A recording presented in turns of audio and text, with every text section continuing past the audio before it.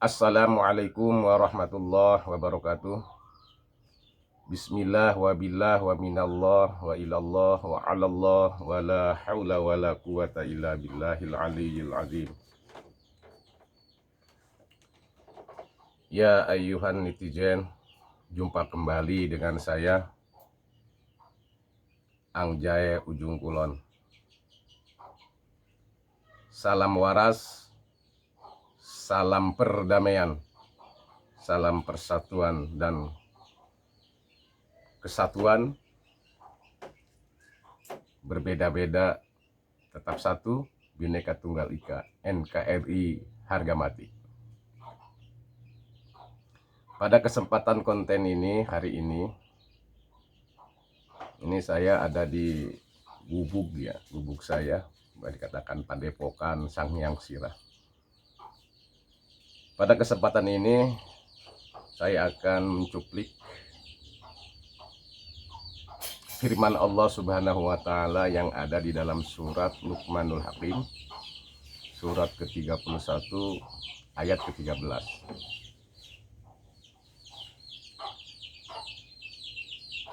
Ini surat ini waktu itu mengingatkan saya kalau bicara surat Luqmanul Hakim. Waktu itu saya lagi mondok pesantren di Abah Jaha, Labuan, Kabupaten Pandeglang, di Abah Tubagus Kiai Haji Abah Roseng Ali.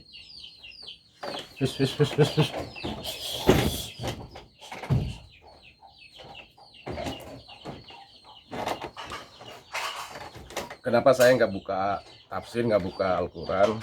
Kalau Al-Quran kan harus punya wudhu. Pada saat ini saya juga nggak punya wudhu, karena haram hukumnya kalau nggak punya wudhu. Kan Al-Quran adalah kitab suci. Tafsir pun disunahkan kita harus punya wudhu. Nah, ini mengingatkan saya waktu dulu pesantren di Abah Rafa ini, dimana Abah waktu itu kami ngaji tafsir Munir ya. Tafsir Munir itu karangan ulama besar kita, Syekh Nawawi Tanara Al-Bantani. Jadi waktu itu ulama kita bikin tafsir yang namanya tafsir Munir, tapi tidak secepatnya dicetak, tidak segera dicetak oleh ulama-ulama Arab waktu itu, karena takut mungkin menggemparkan dunia. Entah apa alasannya sehingga tidak dicetak waktu itu. Akhirnya Syekh Nawawi marah, sebagai manusia biasa mungkin ya, sifat manusiawi dia agak marah ya. Akhirnya waktu itu peci yang dia pakai dia miringin gitu. Pas dimiringin, Masjidil Haram ikut miring juga. Maka waktu itu gempar di Saudi Arabia. Akhirnya kitab tafsir Munir dicetak juga akhirnya dan disebarkan ke seluruh dunia. Nah, ini salah satu karomah kehebatan ulama kita dari Banten. Karomahnya luar biasa, waliullah. Salah satu cucunya, buyutnya Sultan Hasanuddin Banten, dimana kita tahu Sultan Hasanuddin Banten adalah anak lelakinya dari Syarif Hidayatullah Sunan Gunung Jati, yang kata mereka katanya Wali Songo tidak punya turunan. Ini buktinya Syekh Nawawi adalah cucu buyutnya Sunan Syarif Hidayatullah.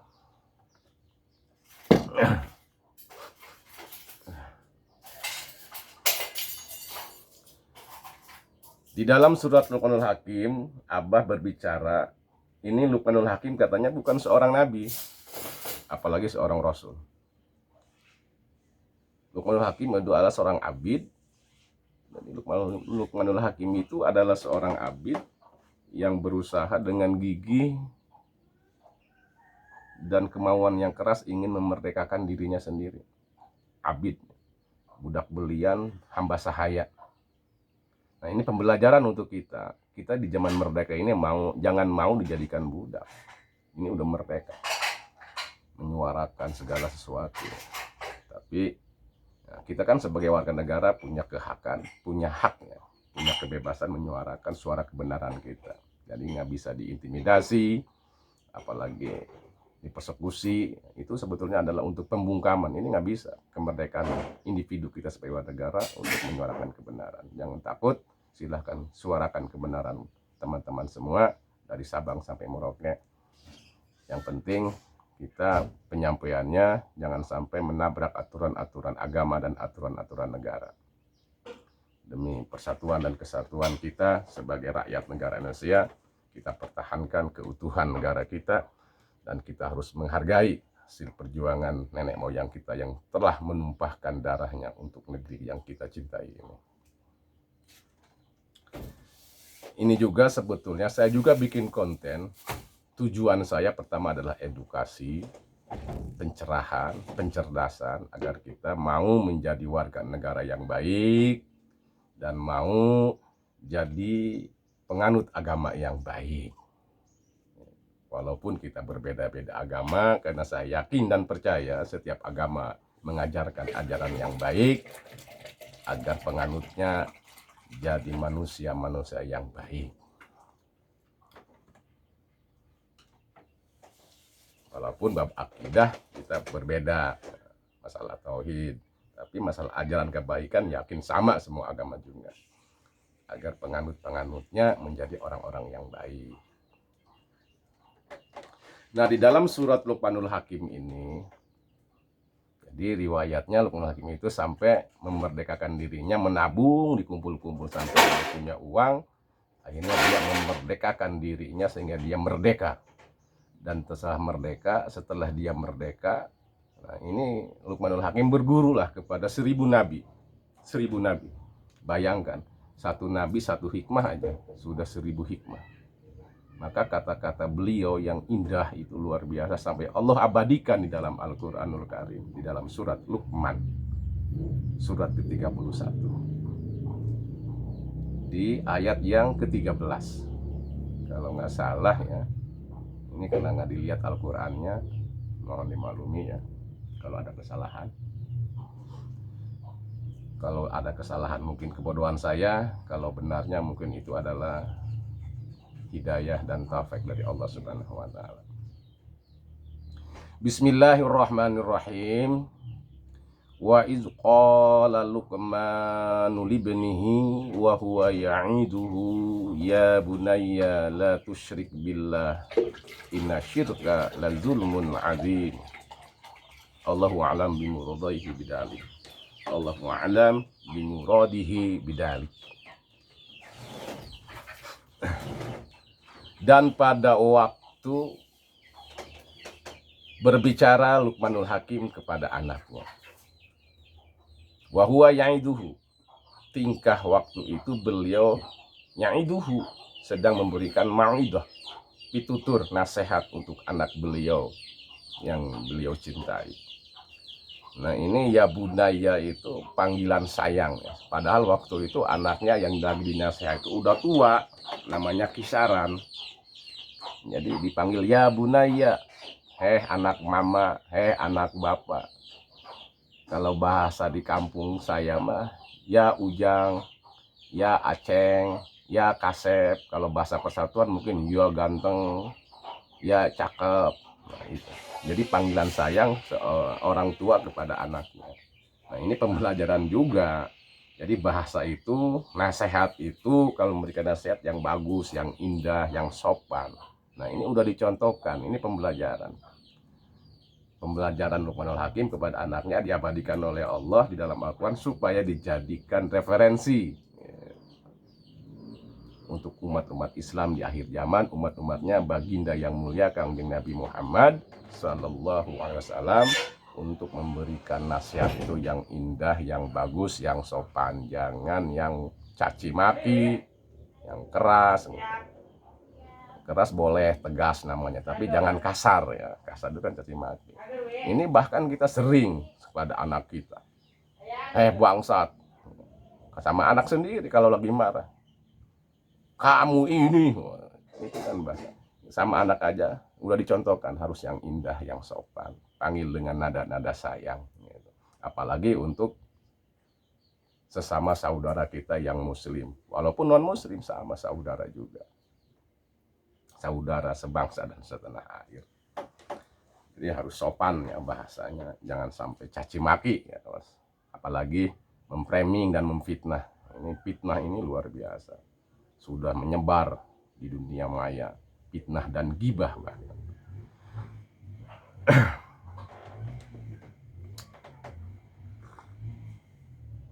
Ya bunaya la tusyrik billah, jangan kamu memusyrikan Allah. Inna syirka la zulmun azim, inna syirka la zulmun azim. Sesungguhnya kemusyrikan itu adalah kedoliman yang luar biasa. Sangat besar kedolimannya, musyrik.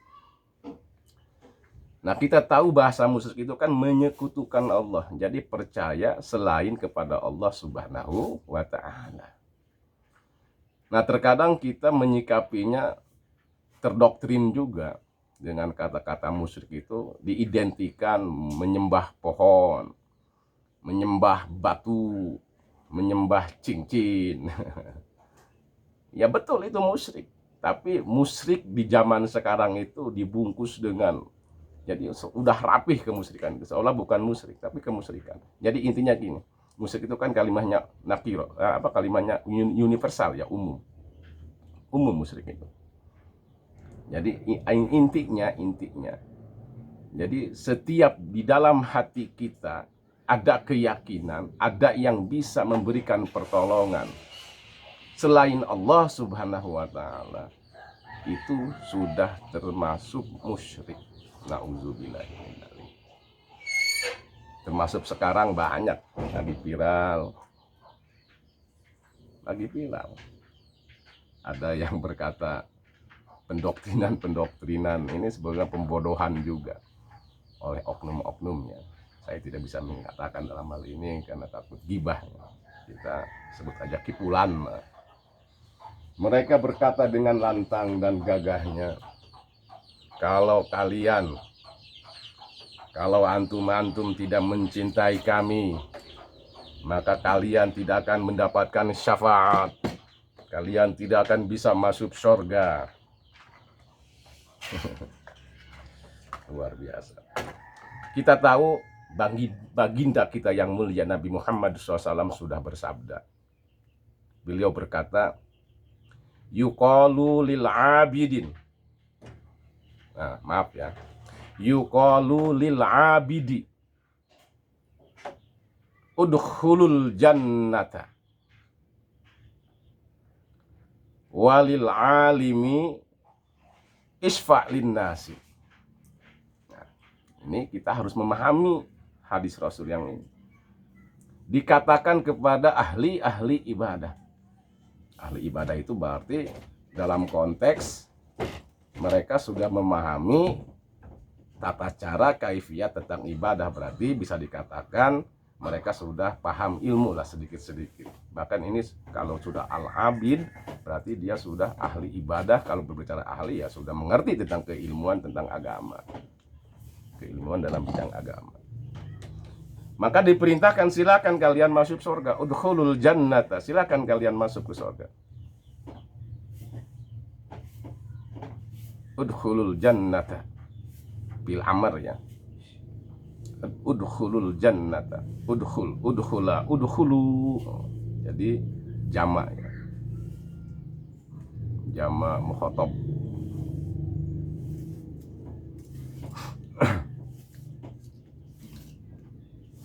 Sementara dikatakan kepada al-alim, nah ini sudah jadi ahli ibadah, jadi al-alim. Al-alim itu ulama, berarti dalam konteks ini dia punya santri dalam arti mencerdaskan, mencetak manusia untuk memahami ilmu tentang ilmu agama. Itu al-alim yang selalu berusaha bagaimana dia bisa menyebarkan agama, mencetak manusia supaya jadi ahli ibadah, jadi paham kepada ilmu agama, paham dengan sebenar-benarnya. Sehingga mereka dari tadinya pencinta meningkat menjadi al-alim, al-abid, al-alim. bukan hanya pencinta doang gitu. Ini kan kalau kita hanya pencinta, terdoktrin dengan akan dikasih kunci syafaat, akhirnya kita nggak mau belajar, nggak mau ibadah. Ini nauzubillah.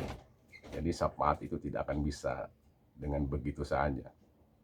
Yang penting kita bagaimana mencari ilmu, syukur-syukur kita meningkat menjadi ahli ibadah dan meningkat menjadi ulama, menyebarkan agama, mencerdaskan umat, mencerdaskan anak bangsa biar mereka paham kepada agama yang sebenarnya. Maka ini yuqalu lil alimi, dikatakan kepada mereka orang-orang yang berilmu, isfa linnasi, silahkan kalian memberikan syafaat kepada manusia, tidak terbatas sesuai dengan tingkat keilmuan dan ketakwaannya. Nah, ini perlu dicatat juga, masalah syafaat itu betul memang ada, tetapi setelah kunci syafaat dibuka oleh baginda yang mulia, Nabi kita, Nabi Muhammad Sallallahu Alaihi Wasallam. Jadi jangan cocok logi, jangan kena halusinasi nantinya. Kita harus cerdas. Kita bisa mencetak diri kita kalau kita punya kemauan. Bahkan kita pun bisa memberikan syafaat kalau kita bisa mencetak diri kita menjadi al-alim. Sesuai dengan al-alim meningkat menjadi takwa ya. Sebagaimana di dalam Al-Quran itu menjadi petunjuk untuk orang-orang yang takwa. La raiba fihi hudal lil muttaqin. Al-Quran itu diperuntukkan untuk petunjuk orang-orang yang takwa. Nah, di dalam tafsir Munir, Syekh Nawawi mengatakan bahwa anaknya Luqmanul Hakim itu namanya Kisyaran. Jadi berbicara begini di dalam tafsir Munir itu. Inna dunya bahrun amik. Rukop ya. Inna dunya bahrun amik.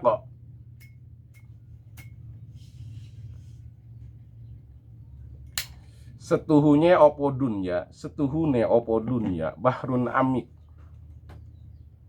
Iku kayak lautan yang luas, lautan yang dalam. Amik bukan luas ya, amik itu dalam. Qad gori kona sungkasir, temen-temen wis akeh ing dalam lautan tersebut yang banyak tenggelam. Manusia banyak tenggelam. Ada yang tenggelam dengan jabatan, ada yang tenggelam dengan kekayaannya, ada yang tenggelam dengan nasabnya. Hati-hati, jangan membangga-banggakannya, jangan bangga dengan jabatan, jangan bangga dengan nasab. Islam itu tidak mengajarkan kebanggaan seperti itu. Banggalah kita dengan bisa menjadi orang yang takwa, cukup itu saja, karena itu adalah jaminan. Sebab di sorga hanya ada orang-orang yang takwa. Siapapun mereka, apapun profesinya, tetap kalau tidak bisa mencetak orang yang takwa, maka dia tidak akan bisa masuk surga. Kenapa? Al jannatu uiddat lil muttaqin, an-naru uiddat lil kafirin. Jelas kan, kita paham semua. Surga diperuntukkan untuk orang-orang yang takwa, neraka diperuntukkan untuk mereka yang tidak terbuka hatinya untuk negeri-negeri akhirat, yang tidak terbuka hatinya untuk kebaikan, yang tidak terbuka hatinya untuk menyuarakan kebaikan. Siapapun mereka, kalau melihat kemungkaran diam saja, mendiamkan namanya, berarti dia tertutup hatinya. Apalagi kelompoknya yang berbikin kemungkaran, diam aja. Padahal sama aja siapapun mereka. Kita jangan pilih-pilih. Kulil haqqa walau murran, gitu kan? Ucapkan perkara hak. Katakan, jangan ragu-ragu. Kalau perkara hak, ucapkan. Walau murran, walaupun itu terasa pahit. Siapapun mereka, mau kelompok kita, mau kelompok orang lain, dikala dia berbuat kesalahan. Kulil haqqa walau murran. Itu kan. Hati-hati. Mentang-mentang kelompok sendiri walaupun berbuat kesalahan, dia malah dibela. Ada berbicara ngebela, mencari pembenaran. Ini bukan harusnya kita itu coba upayakan diri kita mencari kebenaran, bukan mencari pembenaran. Awas, hati-hati. Antara mencari kebenaran dan pembenaran itu beda.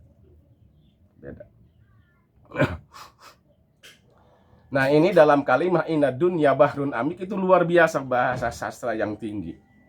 Di sini itu kalau dalam ilmu bayan, jadi dibuang adatu tasbih,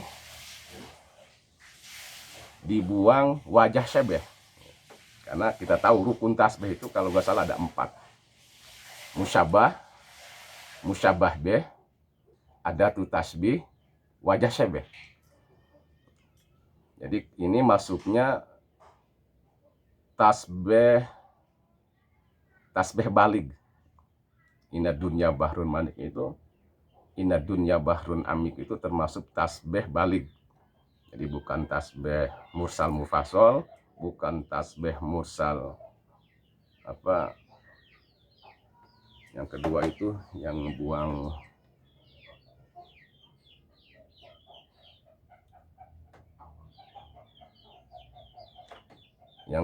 itu kalau nggak salah, udah lama saya nggak ngaji ini soalnya karena santrinya balik di kaulut deui ngaji amil deui.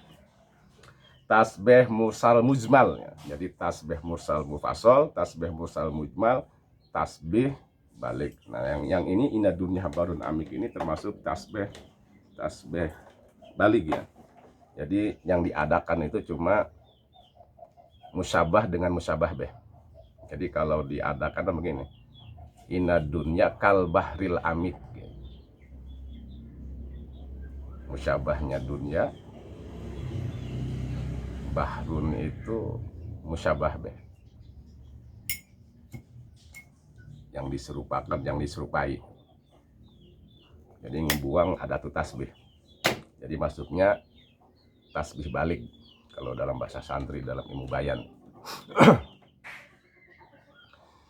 Jadi sesungguhnya dunia itu seperti lautan yang paling dalam. Tidak sedikit manusia yang banyak tenggelam di dalam lautan tersebut. Tenggelam oleh dunianya, tenggelam oleh pangkat dan jabatannya, tenggelam oleh kelompok organisasinya, merasa paling benar. Ada yang tenggelam oleh nasabnya, merasa paling benar. Nauzubillah min dzalik. Sehingga kita lupa pada diri kita untuk mencetak diri kita menjadi orang alim, mencetak diri kita menjadi orang-orang yang takwa.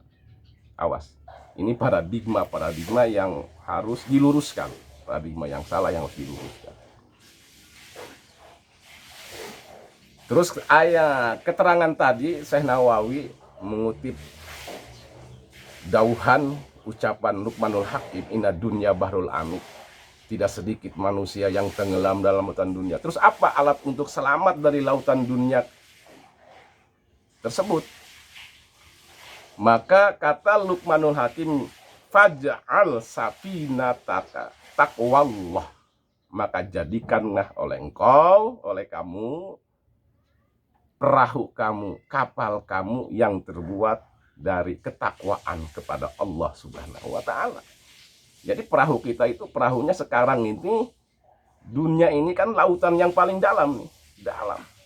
Takut, kalau tidak takut tenggelam harus bikin perahu. Perahunya apa? Takwa kepada Allah Subhanahu wa ta'ala. Wa haswaha al-imana billah. Muatannya, momotannya itu iman kepada Allah Subhanahu wa ta'ala. Iman itu, kita tahu rukun iman itu ada 6. Jangan ditambah-tambah. Kalau kamu ente antum nggak percaya kepada ini, iman ente nggak sah. Awas, jangan nambah-nambah rukun iman ya. Rukun iman cuma ada 6. Jangan ditambah-tambah. Ini pembodohan lagi, penyesatan. Sampai membatalkan rukun iman kalau tidak percaya kepada keluarga mereka. Ini belum pernah diajarkan oleh Rasulullah. Kita yakin, kita menghormati, dan keharusan bagi kita selaku umat Kanjeng Nabi memuliakan keluarga Nabi. Wajib memuliakan. Tapi jangan digembor-gemborkan sampai dijual belikan. Nauzubillah min dzalik. Tapi insya Allah tidak ada ya yang berani menjual belikan keluarga Kanjeng Nabi. Insya Allah sampai akhir zaman. Mungkin ini salah persepsi, salah tanggap, salah pemikiran, mungkin ada miskomunikasi. Kita husnudzon aja. Yang ketiganya, wa syira'aha tawakkul 'ala Allah. Layarnya dari perahu tersebut, dari kapal laut tersebut, harus dibuat dari tawakal kepada Allah Subhanahu wa taala. Maka kalau sudah kita membuat perahu kapal dibuat dari ketakwaan, muatannya keimanan kepada Allah, layarnya terbuat dari tawakal kepada Allah, la'allaka antanjua, semoga kamu antanjua, selamat dari tenggelamnya, dari kedalaman laut tersebut. Jadi kalau bisa ingin selamat, ingin bisa selamat, ya harus mau tidak mau kita harus bisa membuat perahu kita yang terbuat dari takwa, iman dan tawakal kepada Allah Subhanahu wa taala. Nah, ini karena rumor sekarang lagi banyak masalah nasab, ada lagi sekarang Al Zaitun ya. Nanti insya Allah Al Zaitun juga kita akan bahas, karena ini memicu perkisruhan, merusak agama dan persatuan NKRI. Maka saya menghimbau